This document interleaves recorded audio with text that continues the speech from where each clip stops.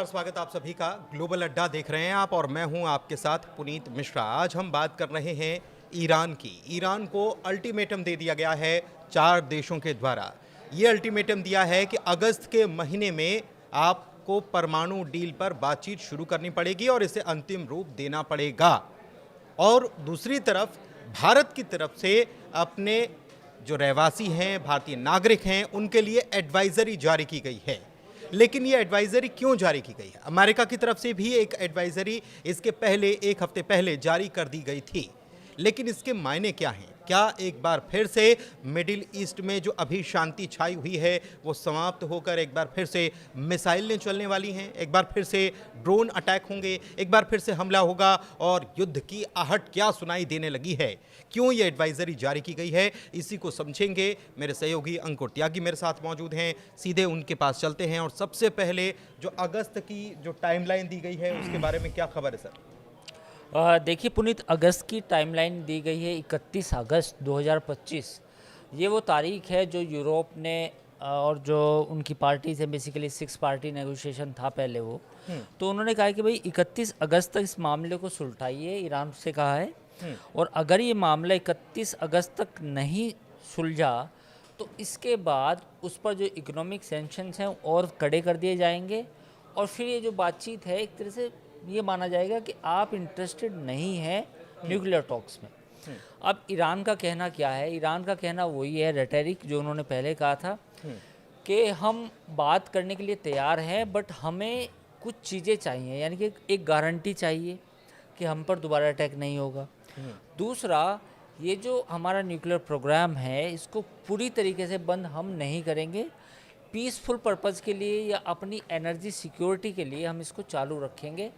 आप बशर्ते उस पर बात कर लें, यानी कि एटॉमिक बॉम्ब के बारे में ज़रूर बात कर लेंगे हम कि बनाएं या ना बनाएं, बट पीसफुल पर्पज़ के लिए जो इस्तेमाल होता है न्यूक्लियर रिएक्टर, उस पर बात हम नहीं करेंगे। तो दीज आर 2 कंडीशंस जिनके बारे में ईरान ने अपना रुख साफ कर दिया है। तो अभी चूँकि समय कम है और ऐसा कोई बयान ईरान की तरफ से नज़र नहीं आ रहा कि जो उसकी पोजीशन है वो कुछ हल्की हुई है, तो ये मुझे लगता है कि बातचीत जो है फेल हो जाएगी। लेकिन एक चीज़ है, मैं ये अभी तक इसको ठीक तरीके से समझ नहीं पा रहा हूँ कि एक तरफ अमेरिका ईरान से चाहता है कि बातचीत करे, 5-6 दौर की बातचीत भी हुई, फिर बातचीत ख़त्म हुई, उसके बाद हमला हो गया, फिर युद्ध विराम हो गया, फिर बातचीत की बात हो रही है। लेकिन ईरान शुरुआत से एक बात पर कायम है और उसने कहा कि हम अपना यूरेनियम एनरिचमेंट रोकेंगे नहीं, एक बात। दूसरी तरफ 60% से ज़्यादा एनरिचमेंट अगर उसके पास है और अमेरिका की तरफ से ये दलील दी जा रही है कि वो 3-4% ही काफ़ी है अपनी जो ऊर्जा ज़रूरत है उसको पूरा करने के लिए। तो ईरान जब ये साफ कर दे रहा, अभी भी ईरान की तरफ से ये कहा गया कि हम बातचीत तो करेंगे लेकिन एनरिचमेंट को लेकर कोई बातचीत या समझौते की हम सोचते भी नहीं है, विचार भी नहीं करते। तो फिर बातचीत किस बात को लेकर? देखिए, इसमें 2-3 चीज़ें हैं। पहली बात तो ये है कि एनरिचमेंट ईरान ने धमकी दी है कि हम इसको जो लेवल है 60, 70, 90% तक लेके जाएंगे। ये एक उन्होंने धमकी दी है अगर हमारे पे सैंक्शन नहीं हटाए। देखिए, पूरा मामला फंसा हुआ है अभी भी। देखिए, ईरान जो गेम चल रहा है उसका गेम क्या है? उसका गेम ये है कि भाई पूरी दुनिया को मैं ये बताता रहूं कि मेरे पास न्यूक्लियर इनरिच मटेरियल है और जो लड़ाई हुई है उसमें कुछ भी मुझे नुकसान नहीं हुआ। ईरान ये पूरी दुनिया को बताना चाहता है। अमेरिका को ये डर है कि आज नहीं तो कल 6 महीने में ईरान अगर अपना न्यूक्लियर एनरिचमेंट 90% तक लेके चला गया तो वो एटम बम बना लेगा। और अगर उसने ऐसा कर लिया, उसमें कामयाब हो गया, तो फिर दुनिया के लिए पूरा खतरा है। और फिर उसमें अमेरिका की अलग से बदनामी होगी कि आपने तो अटैक किए थे, B-2 बॉम्बर भेजे थे, उसके बाद भी ये सब हुआ। तो ये 2 धारी तलवार होगी अमेरिका के लिए। ईरान को कैसे रोके, और अगर ये न्यूक्लियर मटेरियल वो बनाने लगा या बनाता रहा तो भी अमेरिका के लिए मुसीबत है। तो ये तमाम चीज़ें जो हैं अब इस उस पे पहुंच चुकी है कि ईरान के साथ बातचीत हो तो भी प्रॉब्लम, बातचीत ना हो तो भी प्रॉब्लम, मामला मतलब फंसा हुआ है। मतलब ईरान ने अपनी रणनीति से अमेरिका और इसराइल दोनों को फंसा दिया है, ये मान फंसा रहे दी हो? बिल्कुल है वो। उसने कहा है कि भाई क्योंकि वो देखो, दावा अमेरिका दावा भी कर भी रहा है और नहीं भी कर रहा है कि हमने, अगर आपने बर्बादी कर दिए तो फिर बातचीत शुरू करने में क्या दिक्कत है? हाँ दूसरी बात नहीं, लेकिन वो तो ईरान इस माहौल में को भी बनाना चाहता है ना कि भाई आपने जो बमबारी की उससे मुझे कोई नुकसान नहीं हुआ, मेरा यूरेनियम इंटैक्ट लेकिन है। तो वो ठीक है, ईरान बनाना चाहता है, लेकिन अमेरिका भी इस रिपोर्ट को लेकर कंफर्म नहीं है कि उसने किया कि नहीं किया। नहीं वो मतलब तो उसका उसने किया जरूर, लेकिन नुकसान कितना किया ये कंफर्म नहीं है उसके पास। देखिए ये कंफर्म नहीं है। और ईरान का जो एक ब्लफ था, बेसिकली जो ब्लफ ये था कि भाई हमने अपना न्यूक्लियर मटेरियल जो था बम बनाने के लिए वो पहले ही निकाल लिया था, वहाँ से हटा दिया था। अब ये जो ईरान का दावा है इसका तोड़ आज तक किसी ने नहीं किया।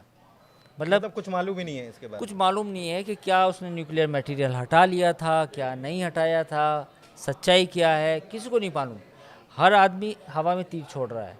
तो वही बात घूम के आ जाएगी कि अगर न्यूक्लियर मटेरियल ईरान ने हटा लिया था और अगले 2-3 महीने में ईरान फिर से अपना न्यूक्लियर इनरिचमेंट 90% लेवल पे लेके चला जाएगा, तो फिर ईरान को रोकना मुश्किल होगा पूरी दुनिया के लिए। तो इसमें ये जो 4 देश बताए जा रहे हैं, अमेरिका, ब्रिटेन, फ्रांस, जर्मनी, ये 4 देश जो हैं, ये तो मानकर चल रहे हैं कि जो अमेरिका ने नुकसान करने की कोशिश की शायद उतना ना हो और ईरान ऐसा कर जाए, तभी तो वो कह रहे हैं कि अगस्त में आप कर लो। बिल्कुल। अच्छा, इसमें अभी 4 देश हैं। याद है आपको जब 2015 में जो समझौता हुआ था ईरान के साथ, वो 6 पार्टी नेगोशिएशन थी। हाँ। उसमें 6 पार्टियां थी। आज ये घट के उसमें रूस और चाइना हट चुके हैं। तो अब जो 4 मुल्क बचे हैं उसमें अमेरिका, ब्रिटेन, फ्रांस, जर्मनी है। अब इनके ऊपर दारोमदार हैं कि ये 4 कंट्री जो हैं किसी तरह इनके ज़रिए मतलब ईरान पर दबाव डाला जाए, साम दान दंड भेद कैसे भी, और इस मामले को मतलब बातचीत करके न्यूक्लियर मटेरियल वाला जो मसला है, मतलब एटम बम बनाने वाला जो मामला है, उसको ख़त्म किया जाए। अच्छा, एक बीच में एक खबर हवा में उड़ी थी कि रशिया यानी कि पुतिन भी ईरान को कह सकते हैं कि आप अपना एनरिचमेंट ख़त्म करिए या कम करिए और बातचीत की मेज़ पर आइए, ऐसे खबर उड़ी थी एक। देखिए पुनीत, ये 2015 की बातचीत है जब ईरान के साथ समझौता होता है, तो उसमें रूस की एक अहम भूमिका थी। अभी की अगर हम ताज़ा हालात की बात करें तो अभी रूस को अलग थलग कर दिया भी गया है और ख़ुद रूस भी यूक्रेन की वजह से इस मामले में बातचीत में नहीं है। तो बगैर रूस के वो जो 2015 का समझौता था वो रूस में बड़ी भूमिका निभाई थी। तो मुझे लगता है कि बगैर रूस और चाइना के कॉन्फिडेंस के ईरान कोई भी समझौता नहीं करेगा। एस्केलेशन के हालात फिर से बनते नज़र आ रहे हैं, ख़ास तौर पर जैसे अगस्त की टाइमलाइन दे दी है इन्होंने, तो सितंबर या अक्टूबर में, क्योंकि ये 4 मुल्क हैं, इसमें इजराइल का तो नाम है नहीं और मुख्य इसमें खेल करने वाला वो इजराइल है। तो क्या इजराइल फिर इंतज़ार कर रहा है सितंबर या अक्टूबर का, तैयारी उसकी ऐसी हो रही है? नहीं, बिल्कुल हो सकता है। ये तो हमने कहा भी है अपने वीडियो में कि अगर बड़ा युद्ध का इम्कान है, मतलब एक बड़ा जो लड़ाई हो सकती है वो 1 साल में हो सकती है, लेकिन शॉर्ट टर्म में ये हो सकता है कि किसी दिन अचानक से एक खबर आए कि अगस्त या सितंबर में या सितंबर अक्टूबर में इजराइल या अमेरिका की तरफ से कुछ न्यूक्लियर प्लांट्स को और निशाना बनाया गया। अच्छा। तो ये खबर आ सकती है। इसमें कोई जब भी ये खबर आए सरप्राइज नहीं होना, क्योंकि दुनिया की नज़र इस पर है। हाँ, मतलब भारत भी एडवाइजरी क्यों जारी कर रहा है? अब भारत की एडवाइजरी आई, कल देर रात आई। उन्होंने कहा कि भाई भारतीय जो नागरिक हैं वो ईरान ना जाएं, ट्रैवल ज़रूरी ना हो तो ना करें। तो उसकी वजह यही है कि भी हालात उतने सामान्य नहीं हुए हैं और ईरान अगर कुछ फिर से कोशिश करता है, देखिए ईरान के लिए जीने या मरने का प्रश्न है। ईरान अगर एटॉमिक बॉम्ब बनाएगा तो वो उसका सर्वाइवल का भी अब इशू बन गया है। तो अब मुझे लगता है कि ईरान अब ये सोच रहा है कि अब मुझे बनाना ही है एटम बम। 12 दिन की जंग के बाद तो ये और तय हो गया। बिल्कुल, हमने यही पुराने वीडियो में बताया था कि ईरान अब पहले तो शायद उस तेज़ी से ना बनाता, लेकिन अब बनाने की 1000% कोशिश करेगा। 1000% वो अब बनाने की ज़रूर कोशिश करेगा। ठीक है। तो आपने समझा कि क्या परिस्थितियां बन रही हैं। भारत ने भी एडवाइजरी अपने नागरिकों के लिए जारी कर दी है। अमेरिका एक हफ्ते पहले जारी कर चुका है। 4 मुल्क ऐसे हैं जो ईरान को ये कह रहे हैं कि आपको कोई समझौते पर पहुंचना पड़ेगा, वरना कूटनीतिक तरीके से इसका हल निकाला जाएगा या फिर सैंक्शंस आपके ऊपर और लादे जा सकते हैं।